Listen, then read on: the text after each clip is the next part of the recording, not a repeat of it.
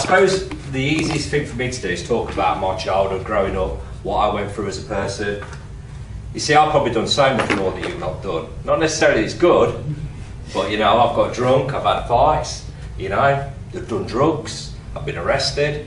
I've done many things that, you know, that are stereotypical to a normal Western civilised society. Whether you call it civilised or not, I don't know. But the question that kept arising in my mind is that, you know, you can drink, you can do drugs, you can do these things, whether they're right or wrong, and it's like kind of self-gratification. It's all about pleasing yourself. But the thing, when you come away from that, is that you're still left with you, and you're still left with your thoughts. You know, the worst thing about drinking is you have an hangover. The worst thing about doing drugs, you have a come down. The worst thing about a fight is you have bruises the next day. The worst thing about it all is the only person you're hurting is yourself. You're not finding out who you are, because what you're finding out is what is good within society, what kind of aspects of, you know, this and that. Whether it's good at the time is irrelevant. It's whether it's good in your heart. So what I started doing is, I say I was kind of, as a teenager, very mischievous, very naughty, I did what I wanted to do. And then I kind of grown into adulthood as being this rebellious child. And the trouble is, if you're a rebellious child, you become a rebellious adult. And this is not kind of fair. So I kind of just grow up, you know, from one job to the other, never having no solid foundation of who I was as a person. You know, there was never no kind of solid structure. I was free to do what I wanted to do. And I went from one job to the other. And then 3 years ago, I lost a child through pregnancy. And it was very hard for me to understand. And I kind of questioned everything. And I wondered why. You know, why could somebody take a baby away from me? Why could somebody do this? And I became quite a stern atheist at that point. You know, well, you know, if this is God's path, this is God's choosing, then, you know, what sort of God is He? You know, take my child away from me. What's He think He's doing? You know, nobody has the right to take my child away from me. That's the way I thought. So I started looking at evolution, because I've always been a very curious person, and I've always had a lot to do with people of different ethnic backgrounds and different religions. So I started looking into evolution, and I thought, right, you know, this evolution is quite solid. It's, you know, there's a lot of evidence here to back it up what it's saying.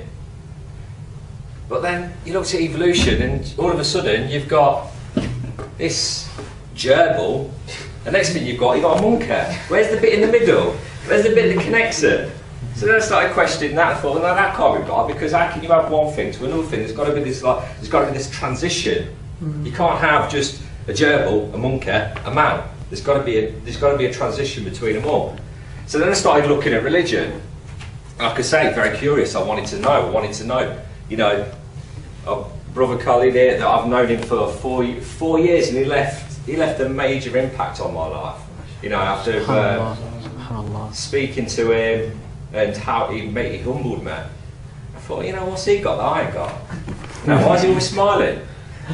You know, what's he doing with those stupid clothes on, that funny hat? You know, must be the turban. Yeah. I thought it's probably what he's got. You know. So then I looked at Christianity. Now, obviously, for a kind of working class white person living in England, you know, the normal road would be to go, if he was looking for some sort of direction in life, would you go towards Christianity? You know, it's the normal kind of progression. You know, if you turn around and say to your mum, I've gone to church, she ain't going to say anything, so she's going to go, all right, no worries. You know, I said to my mum, I'm going to be a Muslim. She says, oh, when are you going to be a suicide bomber? This is the truth. This is what she said to me. Another person said to me, says, what do you want to be a Muslim for? The old smell. I says, what are you on about? Every time we go to the toilet, they wipe the bums with water. This is the truth. So I kind of looked at that, but then for me, Christianity held no strength, held no bearing, because it contradicts itself. Because you've got the Trinity, which contradicts itself. You've also got people that believe that Jesus was God. Then you've got people that believe Jesus was the Son of God. So you think to yourself, well, you know, if that ain't really right. And then you looked at the New Testament, and this is the thing that I did. I mean, I was quite naive to religion. I thought, well, if you've got a New Testament, where's the Old Testament? Where's the bit that was at the first? Because surely if you're going to speak about somebody, if you're going to speak about the prophet, Jesus, peace be upon him, you're going to talk about what he did there and then. You're not going to talk about what people have wrote 1,000 years later or 1,500 years later. Surely you're going to talk about the truth. So then it held no bearing in my heart, and it had no strength to keep me there. So to me it was, I'll go back to the old evolution thing. I want to have a look at that. And then I looked at other religions and different aspects of it. I looked at Hindus. I said, well, no, they're into cows, ain't they? They're into these women with these arms and stuff. So that can't be right. You know, when they have something to eat, they get all cow wheat and start chucking it on them. I didn't know that because they told me. I thought, well, that can't. I ain't going to go down the farm and get a bucket of cow wheat. You know, so look at me and think of a bit strange. But then I kept coming back to this man here, and he, like I say, he left this impression on me. And then I met another brother from Leicester I worked with. And he also left another impression on me. So I thought, right, you know, I'm going to have to look into this then. But obviously, the media only portrays Muslims in a certain light. We all know this, there's no denying it. You know, everything that's about Muslim in media, Western media, is portrayed in a negative environment. You know, you've only got to get one extremist who's a Muslim to do something, and every single one of us is tied with the same brush. I mean, I can't wait for the first time I go through customs. It's going to be fun, especially if I change my name and my passport and I go in this white skin, blue eyes and this. I'm going to be a target straight away. So then I started looking at that, and I looked on the internet and YouTube. It's a fantastic resource. There's some real dodgy stuff on there as well, but there's some good stuff. And I started looking at that and looked at people that reverted, and that was a great insight. Then I looked at the Quran, and what I did is I got an audio thing off the internet. And as soon as I started listening to it, it just, boom, that was it. I thought, this is it, this is it. Because nothing's been changed. Exactly how it was written 1,400 years ago.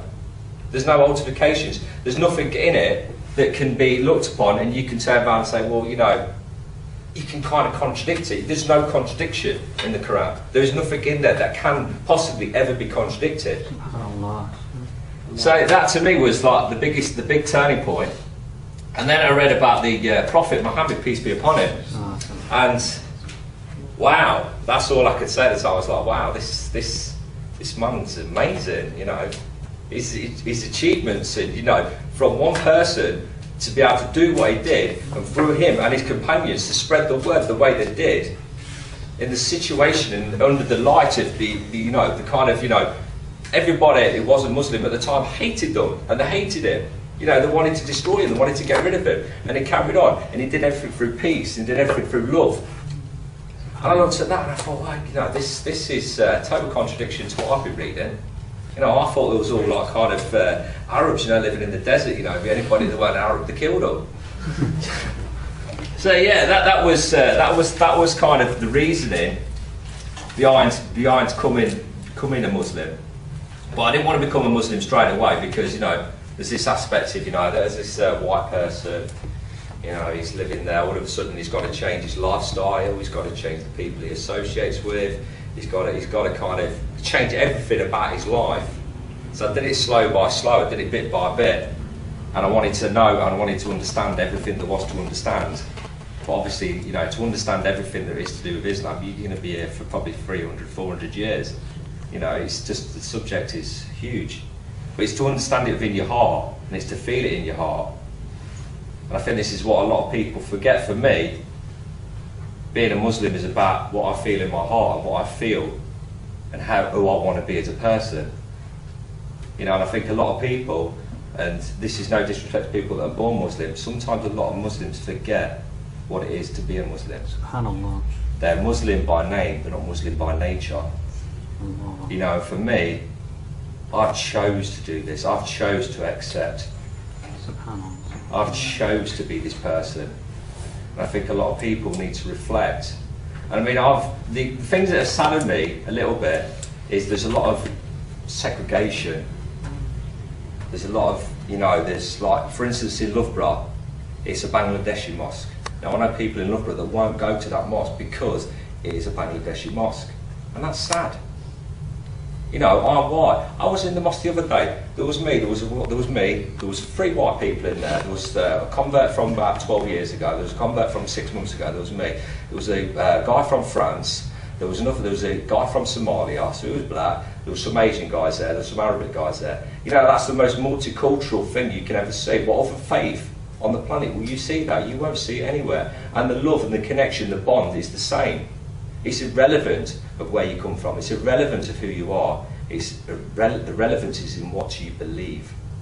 And this is what kind of drew me to it, is the fact that it is multinational.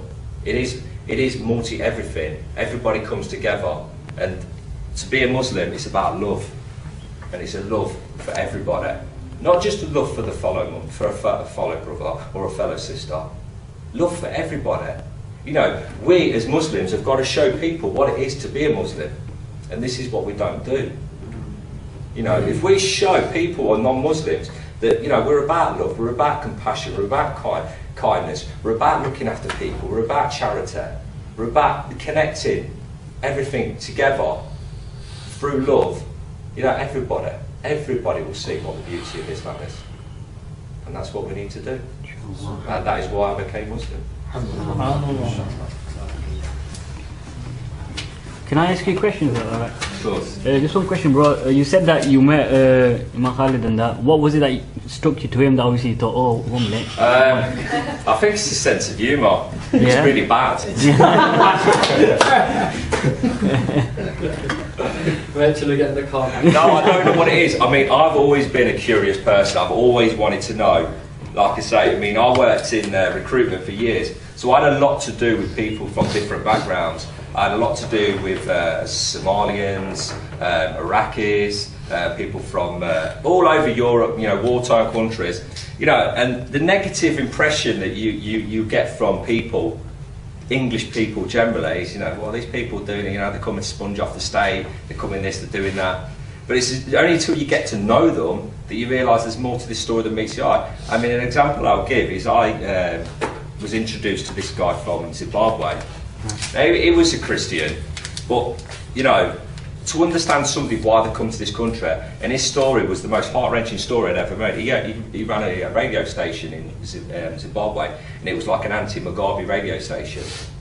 And Mugabe was trying to close down his radio station, managed to close him down, but he got pre-warning of it, so he got out of the country. Mugabe's regime murdered his mother, his father, his brothers, his sisters, his whole family to get him. Now, how can you argue with a man that comes to this country for that sort of freedom? So for me, it was like kind of hearing stories like that made my mind open up. You know, and this is the point people get, is through ignorance and lack of knowledge. You know, and this is why we as Muslims need to give people the knowledge, not the ignorance. Give them the knowledge to know this is what we're about. And with that knowledge, they can take on what they want to take on. But they'll see the goodness, they won't see the negativity. Oh, no.